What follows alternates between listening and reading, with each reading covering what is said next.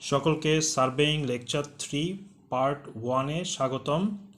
Lecture 3 topic name area calculations in surveying. তো ফার্স্টে আমি যেটা দেখিয়েছি সেটা হলো আসলে ম্যাথমেটিক্যাল কিছু ফর্মুলা যেগুলো ইউজ করে আমরা সচরাচর যেসব রেগুলার শেপ থাকে সেই রেগুলার শেপের এরিয়াগুলো বের করা যায়। এখন রেগুলার শেপ এরিয়াগুলো আসলে কি কি হতে পারে, যেমন হতে পারে ট্রায়াঙ্গেল। তো ট্রায়াঙ্গেল মানে কি, তিনটা সাইড যদি জানা থাকে সেই ক্ষেত্রে আমরা তাকে বলছি ট্রায়াঙ্গেল। তিনটা সাইড দিয়ে আবদ্ধ একটি এরিয়াকে বলছি ট্রায়াঙ্গেল। তো ট্রায়াঙ্গেল বা ত্রিভুজের এরিয়া আমরা বের করার বেশ কয়েকটি ফর্মুলা জানি। তার মধ্যে একটা ওয়েল নোন ফর্মুলা হলো যে half into base into height. মানে কোনো একটা ট্রায়াঙ্গেলের যদি ভূমি এবং লম্ব জানা থাকে তাহলে সরাসরি আমরা ফর্মুলা ইউজ করতে পারি যে হাফ ইন্টু ভূমি ইন্টু উচ্চতা, বা এখানে যেটা দেখানো হয়েছে, এখানে যে বেসটাকে দেখানো হয়েছে বি, হাইটকে দেখানো হয়েছে এইচ, তাহলে আমরা পাচ্ছি half into B into H. এবং যদি কোনো ক্ষেত্রে এই বেজ আর হাইট যদি জানা না থাকে সেই ক্ষেত্রে আমরা কি করতে পারি, যে ট্রায়াঙ্গেলটার দুটো সাইড যদি জানা থাকে, যেমন এখানে আমি দেখিয়েছি এ সাইডটা আর বি সাইডটা জানা, এবং তাদের মধ্যবর্তী যে অন্তস্থ কোণ বা ইনক্লুডেড অ্যাঙ্গেল বিটুইন দেম যদি জানা থাকে সেই ক্ষেত্রে ফর্মুলা হবে half A B sign C. তার মানে হাফ ওই যে দুটো সাইডের দৈর্ঘ্য এবং তাদের মধ্যবর্তী কোণ এর সাইন অনুপাতের গুণফল। তাহলে এই ফর্মুলাগুলো ইউজ করে আমরা চাইলে খুব সহজে ট্রায়াঙ্গেলের এরিয়া বের করে ফেলতে পারি। এখন যদি একটা স্কোয়ার শেপ এরিয়া হয়, স্কোয়ার শেপ মানে কি, স্কোয়ারের অল সাইডস আর ইকুয়াল। তো এখন স্কোয়ারের অল সাইডস যদি ইকুয়াল হয় সেই ক্ষেত্রে আমরা স্কোয়ারের এরিয়া জানি দৈর্ঘ্য ইন্টু প্রস্থ, তার মানে A into A, that is A square. একইভাবে যদি রেক্ট্যাঙ্গুলার শেপ হয়, সাইড যদি এ অ্যান্ড বি হয়, তখন এরিয়া হবে এ মাল্টিপ্লাইড বাই বি। এখন আমরা এইসব ফর্মুলা আসলে আমাদের ওয়েল নোন ফর্মুলা। তো এখন যদি কোনো একটা ট্রাপিজিয়াম হয়, যে ট্রাপিজিয়ামের দুটো সাইড প্যারালেল হয়, যেটা আমরা সবাই জানি।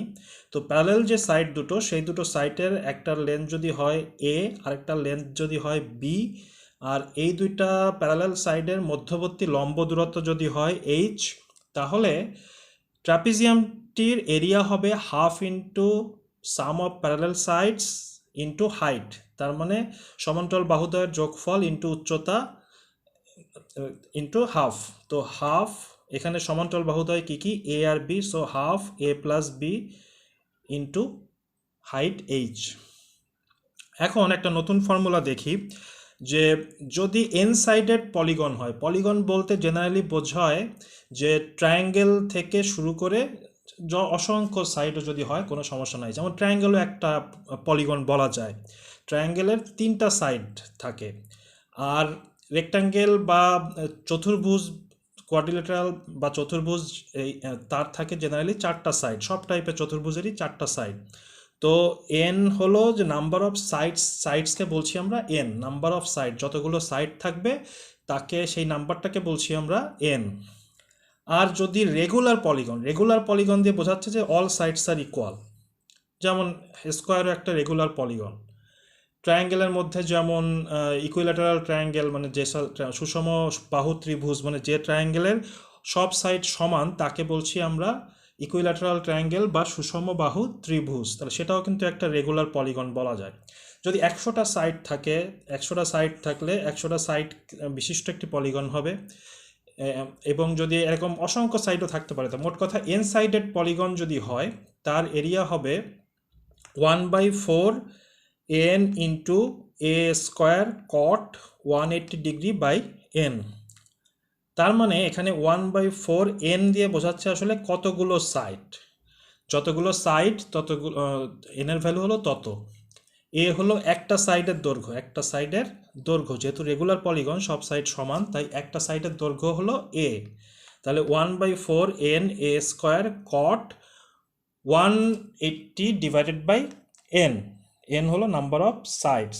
তাহলে যেমন হতে পারে যে স্কোয়ার, তো স্কোয়ার হলে তো তার অল সাইডস ইকুয়াল, এবং কয়টা সাইড আছে স্কোয়ারের জন্য? 4টা সাইড। তো তখন আমরা এই ফর্মুলায় বসাবো কি 1/4, এনের জায়গায় বসাবো 4, তাহলে 4 ক্যান্সেল, থাকবে এ স্কোয়ার।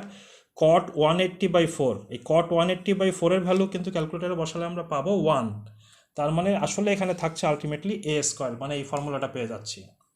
তো এন সাইডেড পলিগন যদি হয় তখন আমাদের ফর্মুলাটা 1/4 n a square caught 180/n। এখন আসি যদি সার্কেল হয়, সার্কেলের জন্য যদি রেডিয়াস আর হয় তবে সার্কেলের এরিয়া হবে পাই আর স্কোয়ার। আর আমরা জানি আর হলো ডায়ামিটার d/2, তাহলে সেটা যদি বসিয়ে দিই আরের জায়গায় তাহলে পাবো পাই ডি স্কোয়ার বাই 4। তো এইসব ফর্মুলা আমাদের আসলে জানা। এখন আসি আরও কিছু ম্যাথমেটিক্যাল শেপ, জিওমেট্রিক্যাল শেপের ম্যাথমেটিক্যাল ফর্মুলাগুলা। তো যেমন একটা সার্কুলার রিং যদি হয়, রিং দিয়ে আসলে কি বোঝাচ্ছে যে এরকম একটা বড় সার্কেল থেকে একটা ছোট সার্কেল বাদ গেল, তাহলে থাকলো এরকম একটা রিং বা ডোনাট শেপ, রিংও বলতে পারি বা ডোনাট শেপ। তো রিং শেপ যদি হয়, এই বড় সার্কেলটার রেডিয়াস যদি হয় r2, তাহলে বড় যে সার্কেলটা আছে তার এরিয়া হবে পাই r2 হোল স্কোয়ার।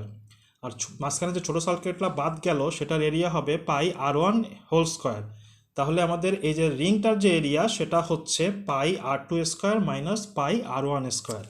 তো সেখান থেকে আমরা রিংয়ের এরিয়া পেয়ে যাচ্ছি। যদি সার্কুলার সেক্টর হয়, সার্কুলার সেক্টর মানে একটা সার্কেলের অংশ, এই কোন অংশ বিশিষ্ট অংশটার যে কোণ, সেই কোণটা হলো ডেল কোণ বিশিষ্ট একটা সার্কুলার সেক্টর যার রেডিয়াস হলো আর। তো সেই ক্ষেত্রে এই সার্কুলার সেক্টরের এরিয়া হবে del/360 পাই আর স্কোয়ার। মানে এটা আসলে এসেছে অনেকটা ঐকিক নিয়ম থেকে, যে 360 ডিগ্রি যদি সার্কেলের ক্ষেত্রে আমরা এরিয়া কিন্তু জানি কি পাই আর স্কোয়ার, এবং সার্কেলের কেন্দ্রে থাকে 360 ডিগ্রি, তাহলে 360 ডিগ্রির জন্য পাই আর স্কোয়ার, তাহলে 1-এর জন্য কত? Pi R square divided by 360। তাহলে ডেল অ্যাঙ্গেলের জন্য কত? Pi R square by 360 into del. Just ঐকিক নিয়মে এই সেক্টরের এরিয়াটা পাওয়া যায়। তো আমরা সার্কুলার সেক্টরের এরিয়া হলো del/360 পাই আর স্কোয়ার। এখন যদি সার্কুলার সেগমেন্ট থাকে, সার্কুলার সেগমেন্ট দিয়ে কি বোঝাচ্ছে যে একটা সার্কুলার সেক্টর থেকে একটা ট্রায়াঙ্গেলের পোর্শনটা বাদ বাকি যে পোর্শনটা থাকে, এখানে যে হ্যাশ দিয়ে যে এরিয়াটা দেখানো হয়েছে, তো এই এরিয়াটা হবে হলো 1/2 R square pi del/180 minus sine del. তো এই ফর্মুলায় অ্যাঙ্গেলটা বসিয়ে দিলেই আমরা আসলে সার্কুলার সেগমেন্টের এরিয়া কি সেটা খুব ইজিলি পেয়ে যাব। এখন আসি ইলিপস এরকম একটু ডিম শেপের হয় জেনারেলি। তো ইলিপসের একটা অক্ষ থাকে বৃহৎ অক্ষ, আর একটা অক্ষ থাকে ছোট ক্ষুদ্র অক্ষ। তাহলে বৃহৎ অক্ষটাকে ইংলিশে বলা হয় মেজর অ্যাক্সিস, আর যে ক্ষুদ্র অক্ষটা থাকে এটাকে বলা হয় মাইনর অ্যাক্সিস। তো মেজর অ্যাক্সিসের অর্ধেক ডিস্টেন্সকে বলছি আমি এ, মাইনর অ্যাক্সিসের হাফ ডিস্টেন্সকে বলছি আমি বি। তাহলে ইলিপসের এরিয়া হবে হাফ এ বি। আর প্যারাবোলার বেসটা যদি বি হয়, হাইট যদি এইচ হয়, তাহলে প্যারাবোলার এরিয়া হবে 2/3 B into H. Here are some formula.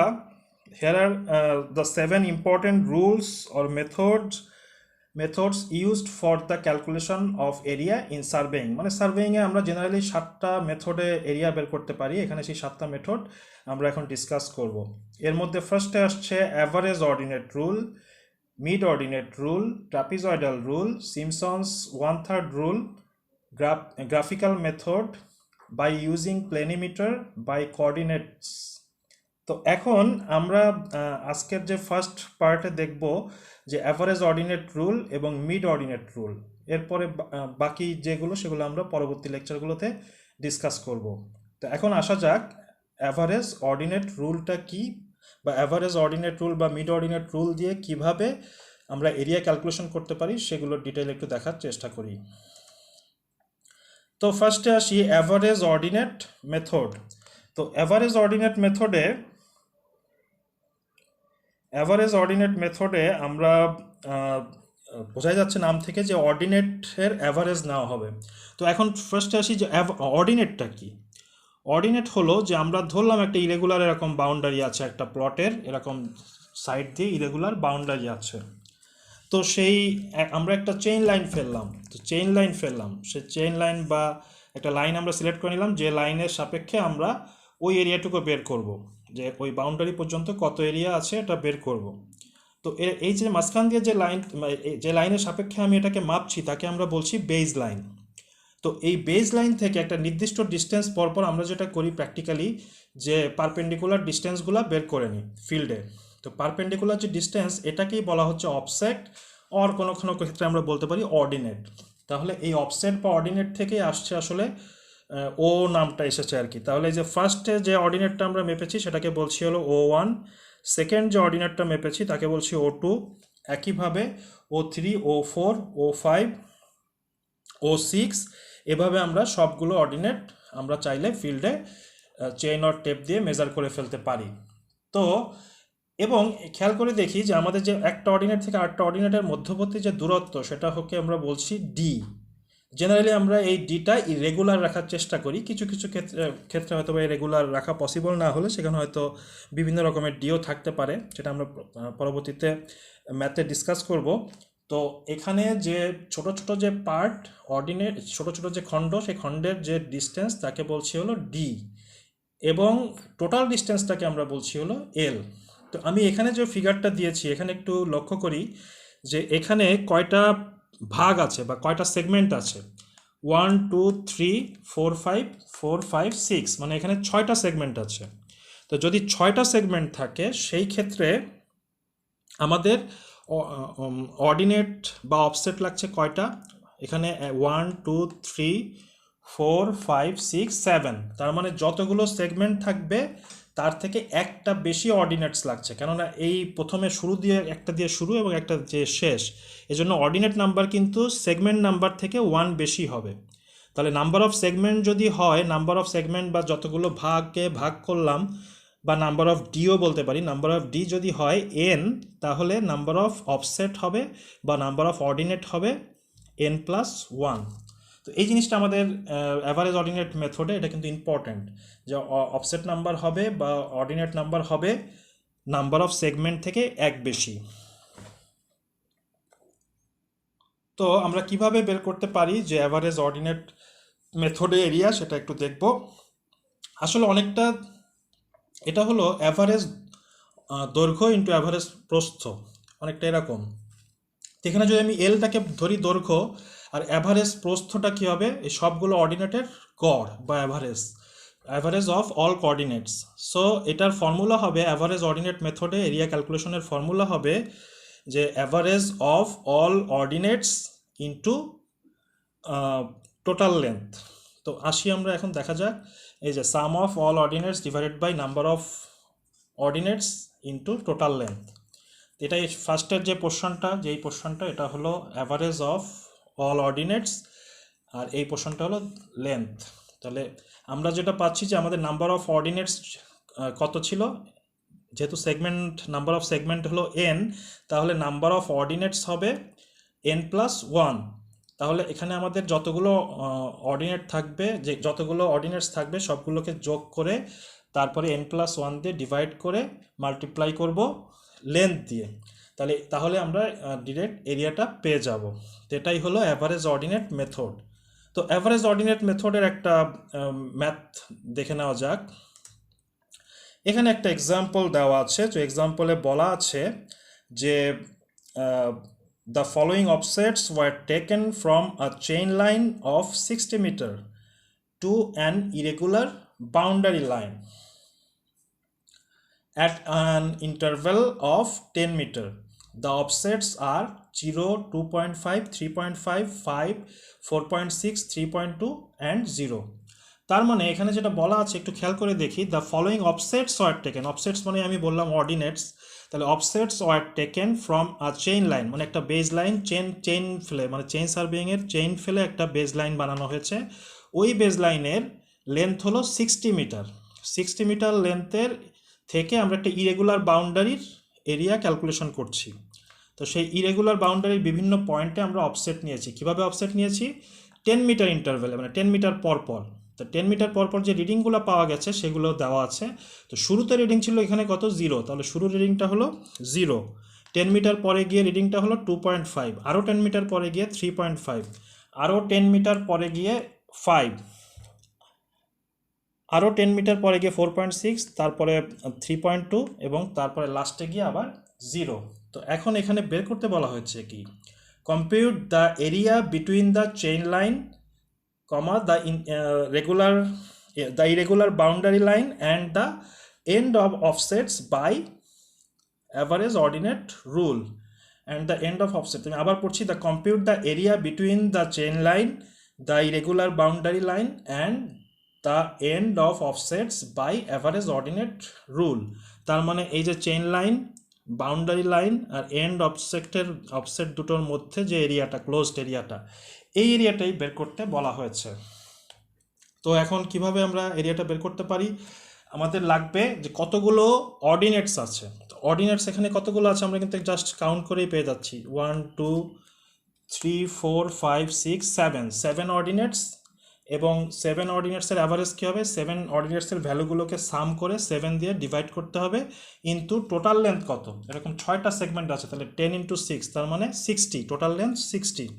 তাহলে আমাদের ফর্মুলা কি হচ্ছে, অ্যাভারেজ অফ অল অর্ডিনেটস, এই যে সবগুলো অর্ডিনেটকে যোগ করে আমি 7 দিয়ে ডিভাইড করে দিলাম, তাহলে অ্যাভারেজটা পেয়ে গেলাম, ইন্টু এল হলো টোটাল 6টা সেগমেন্টস, তাহলে 6 × 10 দ্যাট ইজ 60। ক্যালকুলেটারে জাস্ট ক্যালকুলেশন করলে আমরা পেয়ে যাচ্ছি 161.14 মিটার স্কোয়ার। এখন আসা যাক mid ordinate rule. Mid ordinate রুলও আসলে অনেকটা একই রকমই, যে এখানে আমাদের অফসেটগুলো আছে এবং প্রত্যেকটা অফসেটের মধ্যবর্তী ইন্টারভেল ডি করে করে। তাহলে মিড অর্ডিনেট রুলে আমরা যেটা ইউজ করব সেটা হলো যে প্রত্যেকটা সেগমেন্টের মিডিল বরাবর একটা অর্ডিনেট বের করব, বা মিডিল বরাবর একটা অর্ডিনেট এস্টিমেট করব আমরা। তো কিভাবে এস্টিমেট করতে পারি, যে ধরলাম যে ফার্স্ট অফসেটটা ছিল O1, সেকেন্ডটা ছিল O2, তাহলে এই দুটোর অ্যাভারেজ কী হবে, O1 + O2 ডিভাইডেড বাই 2। তো ওটাই হবে হলো মিড অর্ডিনেট। এই যে এখানে দেখানো হয়েছে রেড কালার দিয়ে, ডট ডট লাইন দিয়ে, যে প্রত্যেকটা সেগমেন্টের এরকমভাবে মিড অর্ডিনেট বের করে নিতে হবে। যেমন সেকেন্ড সেগমেন্টের মিড অর্ডিনেট কী হবে, O2 + O3 ডিভাইডেড বাই 2, সেটা ঠিক মিডিল বরাবর কাজ করবে, O2 + O3 ডিভাইডেড বাই 2। এভাবে যদি লাস্ট সেগমেন্ট এখানে আমি দেখি, O6 + O7 ডিভাইডেড বাই 2, সেটা ঠিক মিডিল বরাবর কাজ করবে। তো এভাবে আমরা চাইলে মিড অর্ডিনেটগুলো বের করে ফেলতে পারি। তো আমাদের ফার্স্ট কাজ হলো মিড অর্ডিনেটগুলো বের করে ফেলা। তো মিড অর্ডিনেটগুলো বের করে ফেলার পরে তারপরে আমাদের ফর্মুলা হলো sum of all mid ordinates into D, মানে এই যে একটা সেগমেন্টের মাঝখানে যে ডিস্টেন্স ডি সেটাকে বলা, সেটা দিয়ে মাল্টিপ্লাই করলেই হয়ে যাচ্ছে। তো দেখে নেওয়া যাক ফর্মুলাটা কি, যে sum of all mid ordinates into D, sum of all mid ordinates into D. তো এটাই জাস্ট সিম্পল ফর্মুলা। তো আমরা একটা এক্সাম্পল দেখে নিই। ওই আগে যে এক্সাম্পলটা করলাম সেটাই সেম এক্সাম্পল। তো এখানে ওই একইভাবে 10 মিটার ইন্টারভেল পর পর আমাদের রিডিংগুলো দেওয়া আছে একটা চেইন লাইন বরাবর। তো এখানে যেটা বের করতে বলা হয়েছে যে area by mid ordinate rule. তো সেম ম্যাথ কিন্তু আমরা অন্য মেথডে করব। তো ফার্স্টে আমাকে যেটা করতে হবে, প্রত্যেকটা সেগমেন্টের মিড অর্ডিনেটগুলো বের করে নিতে হবে। তো ফার্স্ট সেগমেন্টের জন্য শুরুর কোঅর্ডিনেট কী ছিল, শুরুর অর্ডিনেট ছিল 0 এবং তারপরে ছিল 2.5। তো এটার অ্যাভারেজ কী হবে, 0 + 2.5 ডিভাইডেড বাই 2, ওটাই হলো মিড অর্ডিনেট H1, যেখানে রেড কালার দিয়ে দেখিয়েছি মিড অর্ডিনেট H1। তারপরে যদি আমি সেকেন্ড সেগমেন্টের জন্য আসি, শুরু ছিল 2.5 দিয়ে, শেষ হলো 3.5, তাহলে মিড অর্ডিনেট হবে কি, H2 = 2.5 + 3.5 ডিভাইডেড বাই 2 = 3। এইভাবে আমরা প্রত্যেকটা অর্ডিনেট বের করে ফেলতে পারবো। যেমন লাস্ট মিড অর্ডিনেট যদি বের করতে চাই তাহলে হবে 3.2 + 0 ডিভাইডেড বাই 2। এই যে লাস্টে দেখানো হয়েছে H6 = 3.2 + 0 ডিভাইডেড বাই 2। তো এইভাবে আমরা প্রত্যেকটা সেগমেন্টের মিড অর্ডিনেটসগুলো বের করে নিব। তো মিড অর্ডিনেটসগুলো বের করার পরে এরপরের কাজ হলো সবগুলো মিড অর্ডিনেটসকে সাম করব, ইন্টু ডি দিয়ে মাল্টিপ্লাই করব। তো এখানে ডি কত, ডি হলো একটা সেগমেন্টের যে থিকনেস, তাহলে সেটা হলো 10 মিটার। তাহলে সেটা দিয়ে মাল্টিপ্লাই করে ক্যালকুলেশন করলে আমরা রিকোয়ার্ড এরিয়া কত সেটা পেয়ে যাব। তো এখন আমরা যেটা দেখব সেটা হলো মানে আগে যে মেথডের সাথে এই মেথডের আসলে ডিফারেন্সটা কোথায়? আগের মেথডটা ছিল যে আমরা সবগুলো অর্ডিনেটসকে সাম করে অ্যাভারেজ করে টোটাল ডিস্টেন্স দিয়ে মাল্টিপ্লাই করেছিলাম। আর এটাই হলো সবগুলো মিড অর্ডিনেটসকে সাম করে একটা সেগমেন্টের থিকনেস দিয়ে মাল্টিপ্লাই করলাম। তো আজকের জন্য এতটুকুই। আহ, পরবর্তী লেকচারে আবার দেখা হবে। ধন্যবাদ সকলকে।